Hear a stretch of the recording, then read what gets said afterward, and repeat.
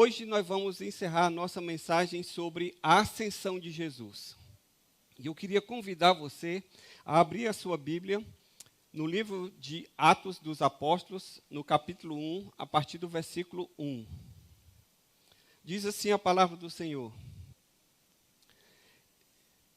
Escrevi o primeiro livro, ó Teófilo, relatando todas as coisas que Jesus começou a fazer e a ensinar, até o dia em que foi elevado às alturas, depois de haver dado mandamentos por meio do Espírito Santo aos apóstolos que tinha escolhido. Depois de ter padecido, Jesus se apresentou vivo a seus apóstolos com muitas provas incontestáveis, aparecendo-lhes durante 40 dias e falando das coisas relacionadas com o reino de Deus. E comendo com eles, deu-lhes esta ordem: não se afaste de Jerusalém, mas espere a promessa do Pai, a qual vocês ouviram de mim, porque João, na verdade, batizou com água, mas vocês serão batizados com o Espírito Santo dentro de poucos dias. Então os que estavam reunidos com Jesus lhe perguntaram: será este o tempo em que o Senhor irá restaurar o reino a Israel? Jesus respondeu: não cabe a vocês conhecer tempos ou épocas que o Pai fixou da sua própria autoridade, mas vocês receberão poder ao descer sobre vocês o Espírito Santo, e serão minhas testemunhas tanto em Jerusalém como em toda a Judéia e Samaria e até os confins da terra. Depois de ter dito isso, Jesus foi elevado às alturas, à vista deles, e uma nuvem o encobriu dos seus olhos. Estando eles com os olhos fixos no céu, enquanto Jesus subia, eis que 2 homens vestidos de branco se puseram ao lado deles, e lhes disseram: homens da Galileia, por que vocês estão olhando para as alturas? Esse Jesus que foi levado do meio de vocês para o céu, virá do modo como vocês o viram subir. Pai, em nome de Jesus, pedimos a tua bênção na ministração da tua palavra, que o Senhor traga cada mente, cada coração cativo ao conhecimento de Cristo, e que tanto aqueles que aqui estão, quanto aqueles que estão pela internet e que ainda assistirão depois, possam ser tocados pela tua palavra, que é viva e eficaz. Em nome de Jesus. Amém. Jesus definitivamente não era uma pessoa comum. A Bíblia Sagrada deixa claro que ele era o próprio Deus encarnado que habitou entre nós. É isso que o apóstolo João diz lá no seu evangelho. No princípio era o verbo estava com Deus e o verbo era Deus. E aí ele em seguida diz que ele habitou entre nós e vimos a sua glória como a glória do unigênito do Pai. Então Jesus, ele não era um ser humano simplesmente comum. Ele era o próprio Deus em forma humana. Por que isso, pastor? Porque para qualquer ser humano, a vida na Terra, ela finda com a morte, não é verdade? A vida finda com a morte. Morreu, não tem mais o que se falar da vida da pessoa nessa dimensão. Porém, para Jesus, a morte, ela não foi o fim da sua história. Na verdade, a morte, ela foi apenas uma pausa, uma vírgula na história de Jesus. Por quê? Porque Jesus morreu, mas a Bíblia Sagrada nos diz que ele ressuscitou e venceu a morte, o nosso grande e maior inimigo. Após a sua ressurreição, Jesus, o texto diz, no versículo 3 que nós lemos, que ele passou ainda uns 40 dias aqui na terra, dando instruções aos seus discípulos, e em seguida ele foi elevado às alturas. Portanto, essa ascensão de Jesus, a sua ida ao céu, o seu retorno ao céu, após a sua ressurreição, é o momento em que ele marca o fim do seu ministério aqui na terra, porque Jesus ele não continuaria aqui na terra mais, mas ele também marca o início do seu ministério no céu, porque agora Jesus ele está no céu e a Bíblia Sagrada diz que ele é nosso advogado e que ele é intercessor. Então Jesus agora ele continua o seu ministério, não mais aqui entre nós, mas ele continua o seu ministério com uma nova ênfase, a ênfase de levar a sua igreja a cumprir o seu propósito, a dar continuidade à obra que ele iniciou, até o momento em que ele há de retornar conforme o próprio texto nos diz, na sua segunda vinda em glória. Amém? Então, a ascensão de Jesus, ela é esse período de transição entre o fim da sua vida aqui na terra e o início do seu ministério celestial. Mas aí você pergunta, pastor, quais são as implicações de Jesus ter ressuscitado e de ter sido assunto ao céu, de ter sido elevado aos céus? Conforme nós começamos a falar da primeira vez em que nós começamos essa mensagem, nós falamos de algumas implicações da ascensão de Jesus. E é sobre essas implicações que eu gostaria de meditar com você. Na primeira vez, nós falamos que a primeira implicação da ressurreição de Jesus foi que, após ascender ao céu, Jesus foi entronizado. Jesus, ele está entronizado. A Bíblia diz que o seu nome está acima de todo nome, que ele reina, que ele é soberano, que ele está acima de todo principado e de toda potestade, porque ele está à direita do trono de Deus. Jesus, ele está entronizado. A segunda implicação que nós falamos na nossa primeira mensagem foi que Jesus, ele prometeu capacitar a sua igreja, enquanto ele é adorado por ela. E isso ele fez por meio do envio do Espírito Santo. Ele capacitou a sua igreja com dons, talentos, para que nós, como igreja, possamos fazer e cumprir na terra os propósitos que o Senhor tem para realizar por meio de nós até a sua vinda. Então, você que está aí, sentado, salvo, remido no sangue de Jesus, você tem um grande potencial aí com você. Pode ser que você ainda não se deu conta, mas você tem, porque Deus, ele te deu o Espírito Santo. Você é habitação e templo do Espírito Santo, amém? Então, quem tem o Espírito Santo tem uma dinamite como você. Não é o homem-bomba lá dos muçulmanos que vem para matar, mas é a dinamite de Deus que vem para restaurar, que vem para reconstruir, que vem para vencer e todo o pecado. Então, essa dinamite, ela está aí com você, que é o Espírito Santo de Deus. Então, você tem um grande potencial para ser útil nas mãos do Senhor.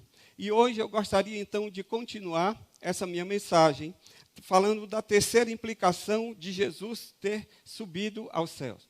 Jesus, ao ascender ao céu, ele vai adiante da sua igreja e ele garante a nós a vitória sobre os nossos inimigos. Amém?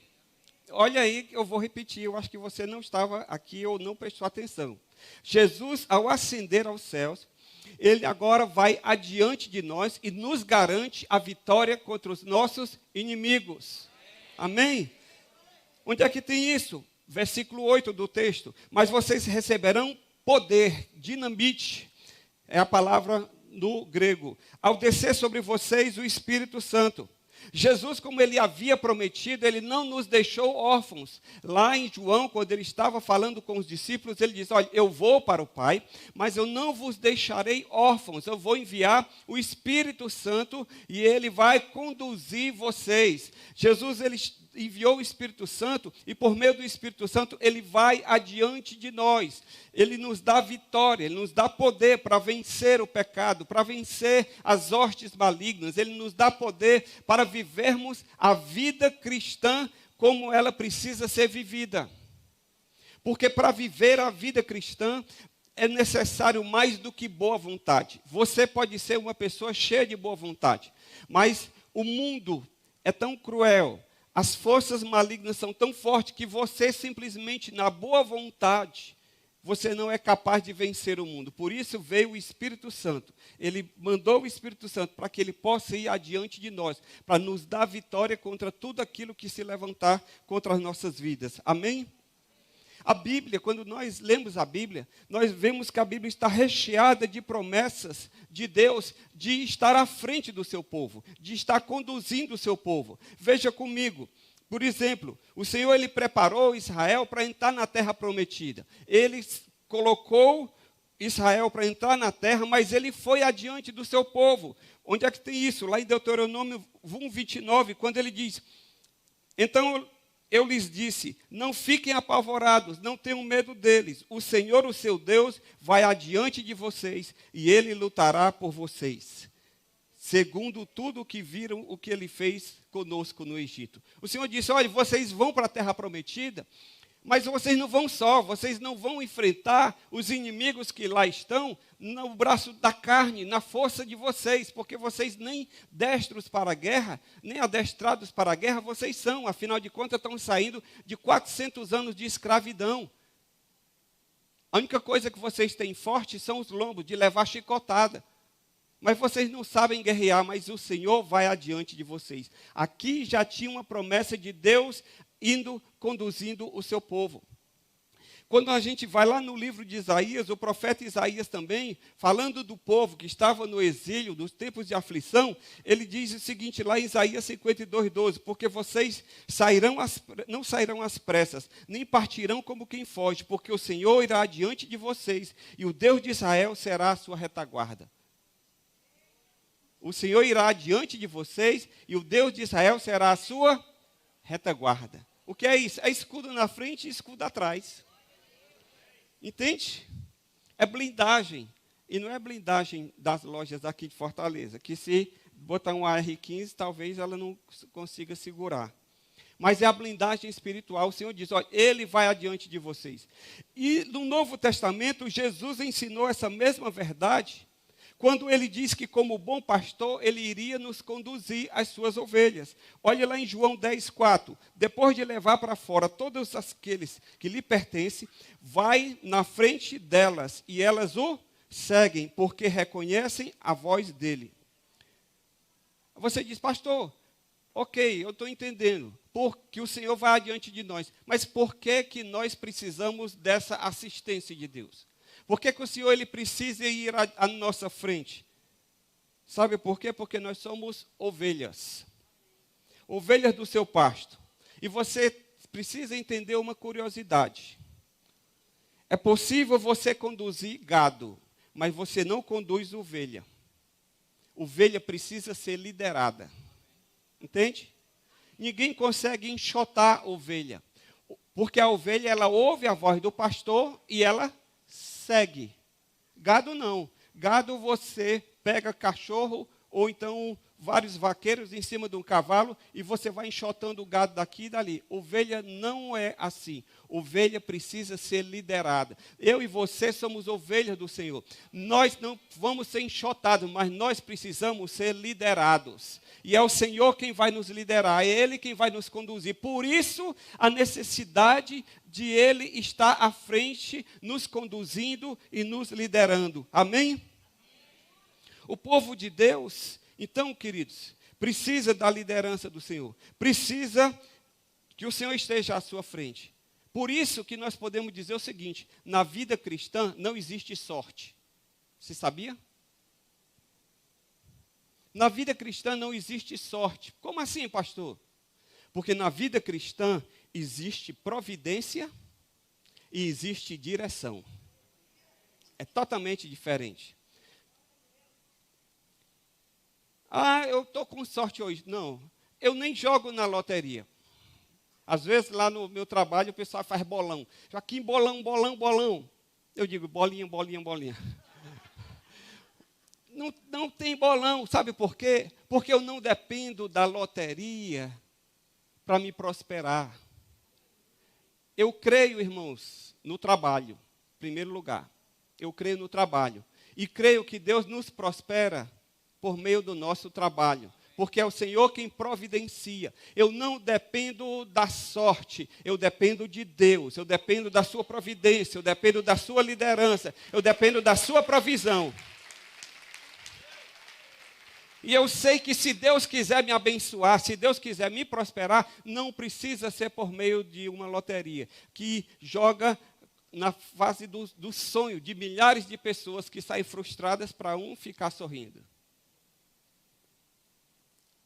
Deus é quem nos prospera, Deus é quem nos dirige, Deus é quem vai adiante de nós. Então, o cristão não existe sorte, existe a providência de Deus. Se nós estamos dispostos a obedecer ao Senhor e agradar a Ele, Ele vai nos mostrar o caminho pelo qual nós devemos seguir. Nós não vamos ficar perdidos, nós não vamos ficar sem saber o que fazer, porque a Bíblia diz que aquele que no Senhor crê, ele não será confundido. Amém?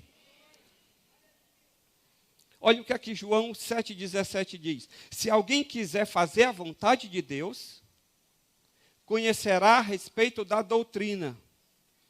Ou seja, se alguém quiser fazer a vontade de Deus, o Senhor vai te ensinar a sua doutrina, o Senhor vai te ensinar por meio da sua condução, o Senhor vai te ensinar por meio da sua palavra. Você não vai ficar perdido, você não vai ficar sem direção, porque o próprio Deus vai nos conduzir ao centro da sua boa vontade. É por isso que Paulo diz lá em Romanos 8:28, todas as coisas cooperam para o bem daqueles que amam a Deus e são chamados segundo o seu propósito. O apóstolo Paulo foi um homem que experimentou tanto a provisão quanto a direção de Deus no seu ministério. Tanto que lá em Atos, no capítulo 18, no versículo 9, diz o seguinte: certa noite, Paulo teve uma visão em que o Senhor lhe disse, olha, teve uma visão, o que é isso? Direção. Não tenha medo, pelo contrário, fale e não fique calado, porque eu estou com você. O próprio Deus conduzindo Paulo num momento de dificuldade no seu ministério, o próprio Deus revela por meio de sonho, de visão, fala com ele, mostra o caminho, sabe por quê? Porque Deus tem todo o interesse em nos conduzir, Deus tem todo o interesse em te guiar. Eu como pai, qual é o meu interesse? É que os meus filhos se deem bem na vida, é ou não é? A gente paga estudo, a gente, quando está doente, a gente leva para o médico, a gente faz tudo, a gente cerca os nossos filhos de cuidado, de amor, de carinho, de proteção e de orientação. Por quê? Porque nós queremos que eles sejam bem-sucedidos. Nós somos filhos do Pai Celestial. E a Bíblia diz, se vós, sendo maus, sabeis dar boas dádivas aos vossos filhos, quanto mais o vosso Pai Celestial dará coisas boas àqueles que lhe pedirem. Então, é todo o interesse do Pai que eu e você sejamos bem conduzidos e bem-sucedidos na vida. Então, não vai faltar condução, não vai faltar direção.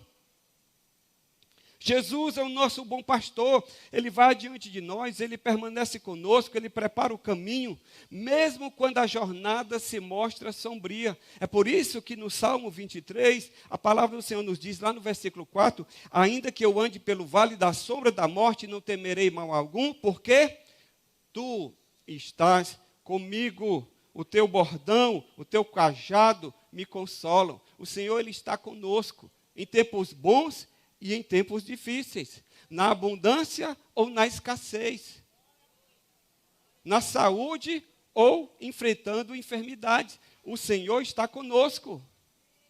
Eu sempre gosto de usar essa imagem, que eu já usei, já falei aqui, mas sempre que eu falo sobre isso, me vem à mente. Aqui, às vezes, a gente vê as nuvens escuras, o temporal, a chuva caindo, é ou não é? Tudo escuro. Mas você sabia que acima das nuvens o céu continua brilhando? Está um maior temporal aqui, mas acima das nuvens o céu continua brilhando. Deus continua reinando. Então, fique tranquilo. O Senhor, ele foi, mas ele enviou o Espírito Santo, e o Espírito Santo está aqui para nos conduzir. Ele está aqui para nos guiar, ele está aqui para nos dirigir. Nós não estamos aqui feitos uns alienados, uns loucos, sem saber o que a gente está fazendo. A gente sabe sim o nosso propósito, a gente sabe sim aquilo que Deus quer para nós. O que nós precisamos fazer é apenas nos alinhar ao propósito de Deus para as nossas vidas.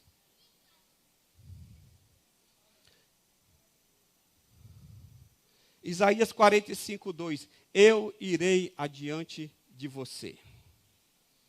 Endireitarei os caminhos tortuosos, quebrarei os portões de bronze e despedaçarei as trancas de ferro.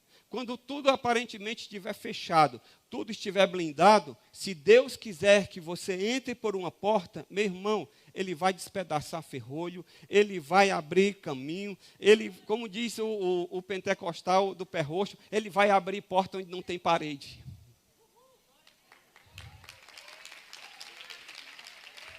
Por quê? Porque ele é Deus.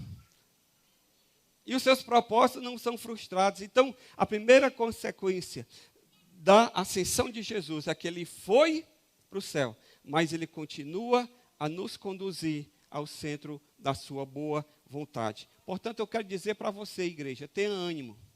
Tenha ânimo não por causa de que eu estou aqui falando palavras que você, tentando colocar aqui uma programação neurolinguística para que você saia daqui batendo no peito, estufando e se achando alguma coisa. Tenha ânimo, sabe por quê? Porque nós temos a certeza de que o Senhor, ele, apesar de estar exaltado no céu, em glória e majestade, ao mesmo tempo ele permanece conosco, vai adiante de nós, enquanto nós fazemos a sua vontade aqui na terra. Amém? Bebe água.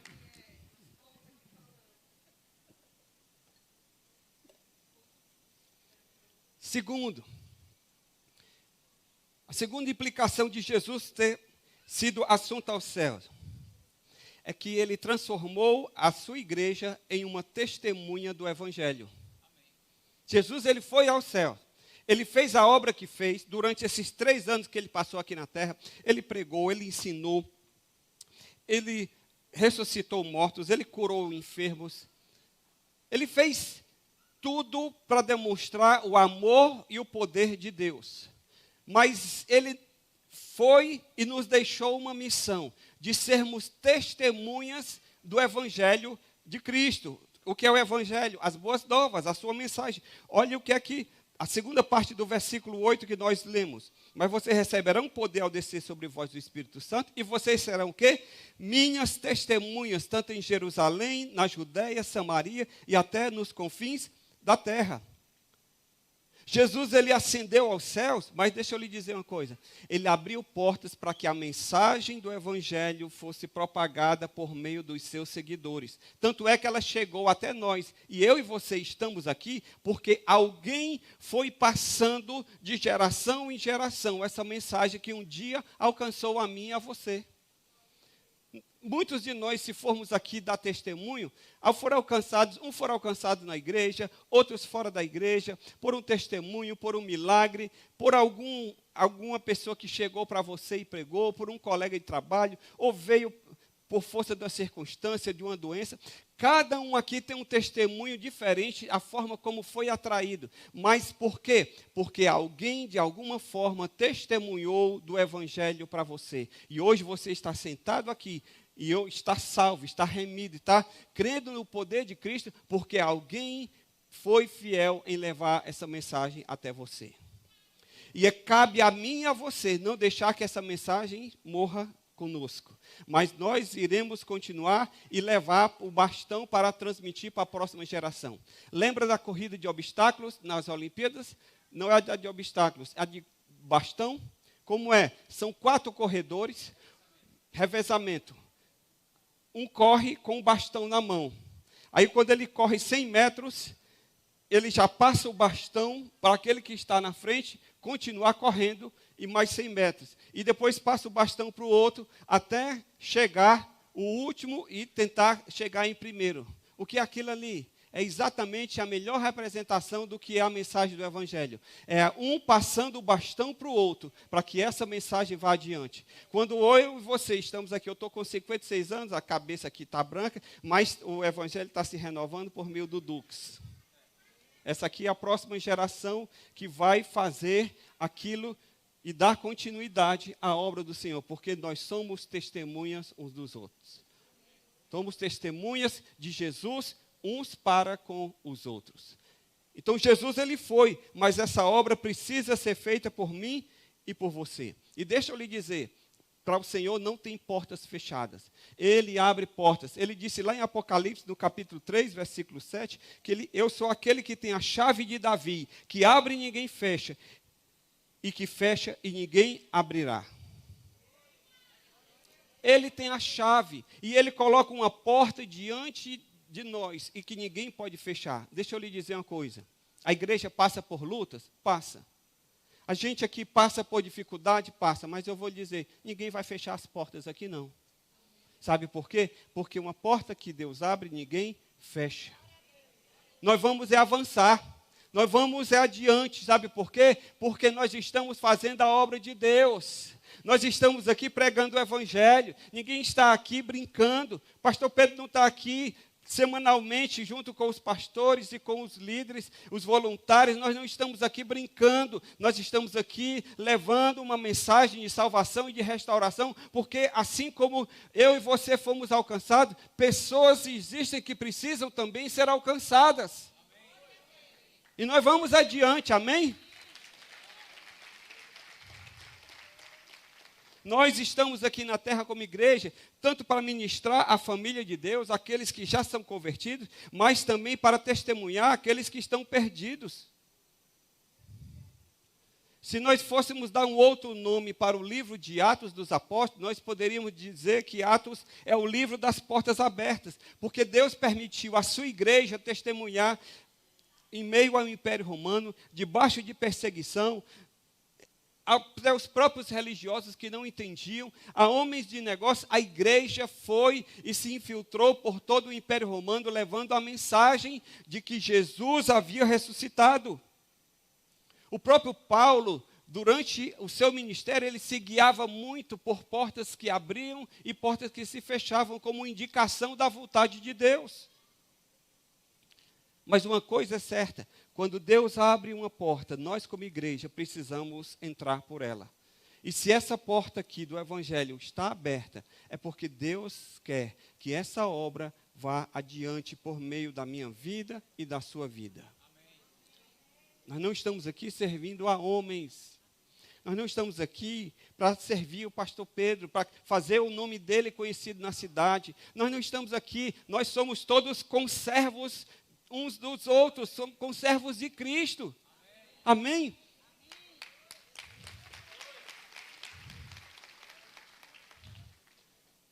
Então, deixa eu lhe dizer uma coisa. Você tem que testemunhar do Evangelho. Agora, você tem que testemunhar do Evangelho com bom senso. Você não pode querer colocar a mensagem de goela abaixo das pessoas. Tem gente que se converte e aí quer que todo mundo se converta. É claro que a gente quer que todo mundo se converta, é óbvio que a gente quer, mas a gente precisa ter bom senso e respeitar a individualidade das pessoas.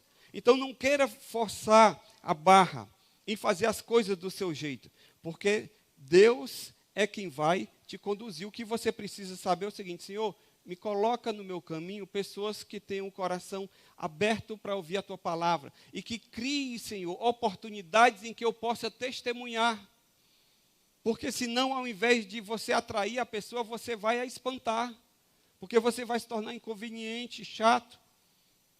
E não é assim, não é por força nem por violência. O Espírito Santo é quem vai te dar sabedoria. Mas o que você precisa ter no seu coração é o seguinte: é disposição, disponibilidade, para que na hora em que a oportunidade surgir, você diz: Senhor, usa a minha vida. Aí você diz: mas pastor, eu não sei falar muito bem, eu não tenho curso, eu não tenho muito estudo, eu não conheço muito. Fale do que Jesus fez na sua vida. Contra fatos não há argumento. Certa vez, um camarada chegou para o outro e disse: olhe, Jesus lá em casa transformou muita coisa. Aí ele disse: que é você falando de Jesus? Que bobagem é essa? Esse negócio de religião, não existe isso. Ele disse: existe. Jesus foi lá em casa e transformou bebida num sofá, transformou bebida numa geladeira, transformou um adúltero num bom marido. Foi bem, foi. Por quê? Porque eu era adúltero, eu vivia gastando meu dinheiro com bebida, e no dia que eu conhecia Jesus, eu passei a ser fiel à minha mulher, eu passei a cuidar da minha casa, passei a suprir as coisas da minha casa. Jesus fez na minha vida aquilo que eu estou dizendo. Eu não estou falando de religião, eu estou falando do que Jesus fez. Contra fatos não há argumentos. Então, testemunhe de Jesus, amém? Testemunhe de Jesus, fale daquilo que Ele fez na sua vida. Você não precisa discutir teologia, mas mostre aquilo que o Senhor fez na sua vida, e você vai ser uma grande testemunha do Senhor. Amém? E a segunda coisa que nós precisamos entender, ainda com relação à questão do testemunho, é que quando nós fazemos a obra de Deus, a maneira de Deus, e para a glória de Deus, nós vamos experimentar o suprimento de Deus. Então, deixa eu lhe dizer aqui, pastores, líderes, em geral, vamos ter fé. Os recursos não vão faltar, pastor. Não vão faltar. Deus vai enviar, Deus vai suprir. Agora, nós podemos dizer o seguinte: você quer ser um canal de bênção para poder ser supridor aqui? Quem quer dar um dízimo, por exemplo, de 10 mil reais? Ixi, pouca gente. Irmão, se você dá um dízimo de 10 mil, significa que você está ganhando 100.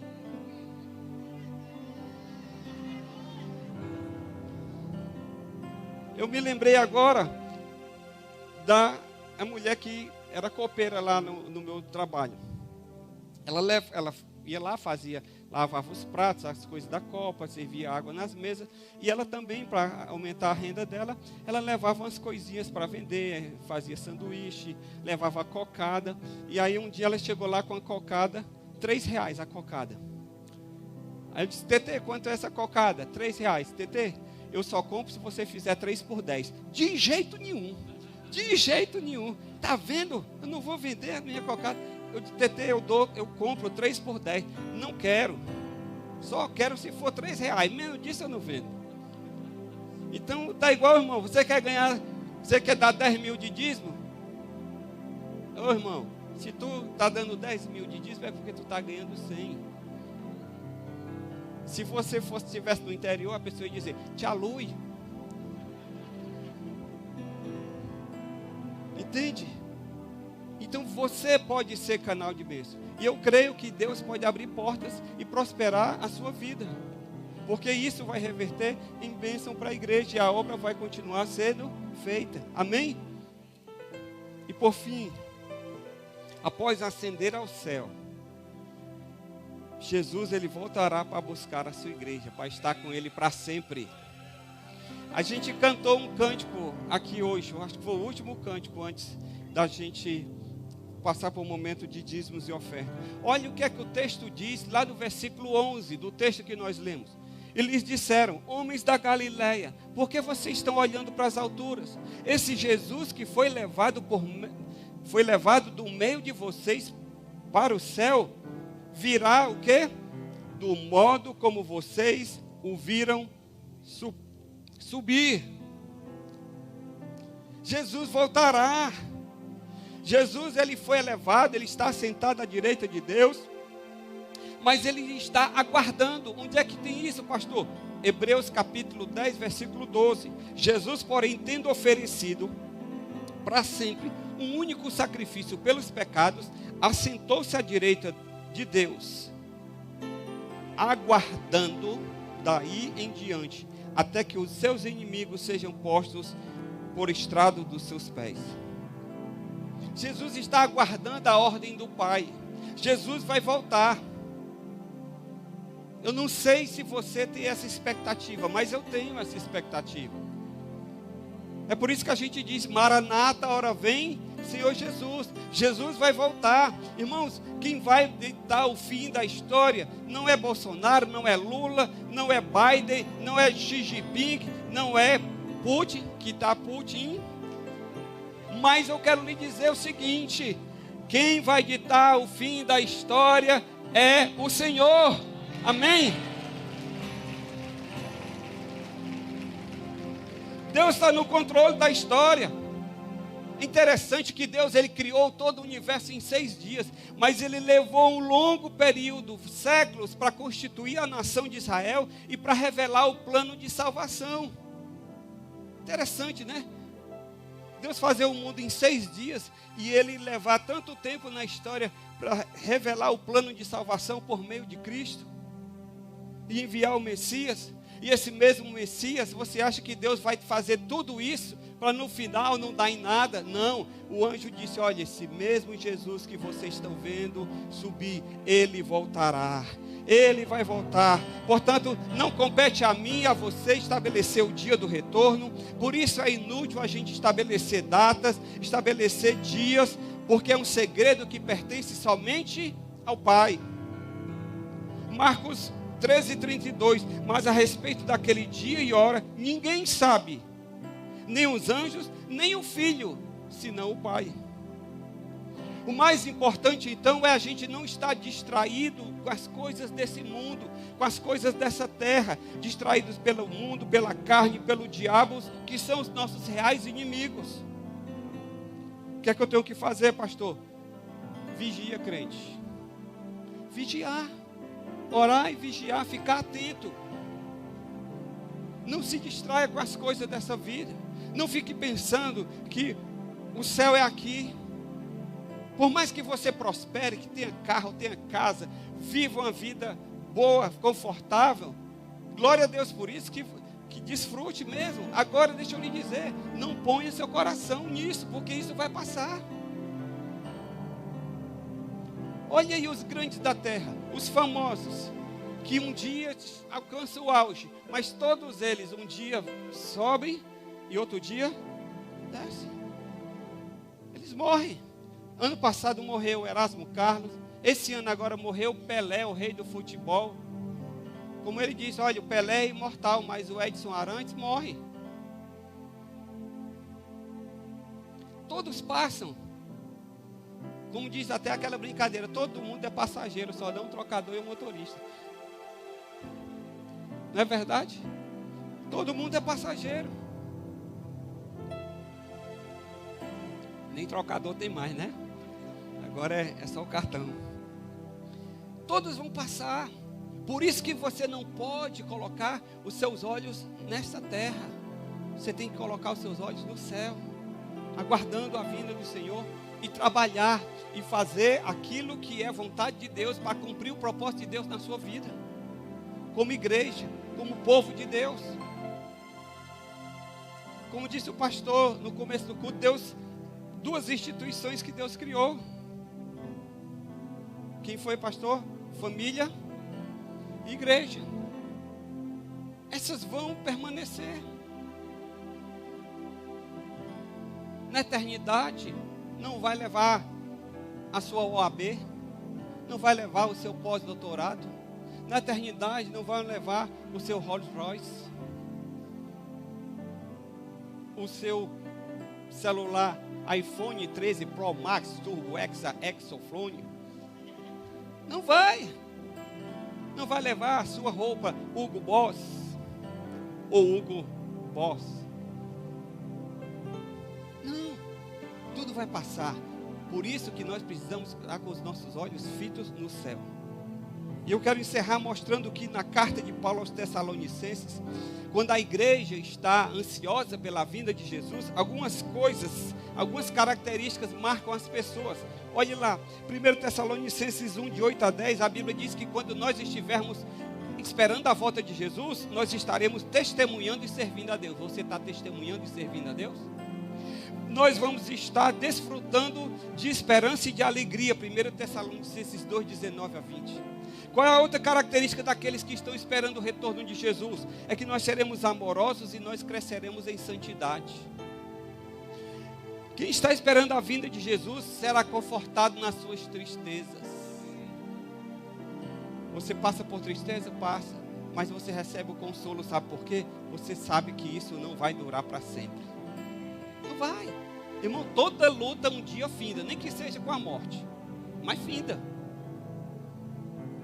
Mas a alegria, a certeza de salvação, aquilo que nós vamos ter na eternidade, ninguém rouba de nós. Ninguém rouba a esperança da glória. É por isso que nós podemos nos alegrar. E a Bíblia diz que nós podemos ter uma convicção, uma alegria que excede todo entendimento. Por quê? Porque o entendimento normal, quando a gente está triste, a gente se abate. Por que uma pessoa que tem esperança em Deus, ela transcende a tudo isso? Porque ela sabe que tudo isso vai passar, mas que um dia ela estará para sempre com o seu Senhor, porque Ele prometeu que vai voltar. E por fim nós gozaremos de paz, pureza e de uma vida de oração. Vamos ficar de pé na presença do Senhor. A vinda de Jesus deve ser motivo de encorajamento. O Senhor, Ele foi, mas Ele está diante de nós para nos conduzir. O Senhor, Ele está aqui. Você não está só. Você não está aí jogado à sua própria sorte, não. Charles Spurgeon, ele disse o seguinte: eu tenho uma grande necessidade por Cristo, E eu tenho um grande Cristo para a minha necessidade. Eu não sei qual é o tamanho da sua necessidade, mas eu quero lhe dizer que tem um grande Cristo para a sua necessidade. Jesus foi ao céu, mas ele continua o seu ministério celestial, intercedendo e conduzindo a sua igreja. Portanto, pés na terra, como diz o pastor, e olhos no céu, aguardando a vinda do Senhor Jesus. Não é assim, pastor, que se fala? Pés na terra e olhos na eternidade. Pronto. Pés na terra e olhos na eternidade.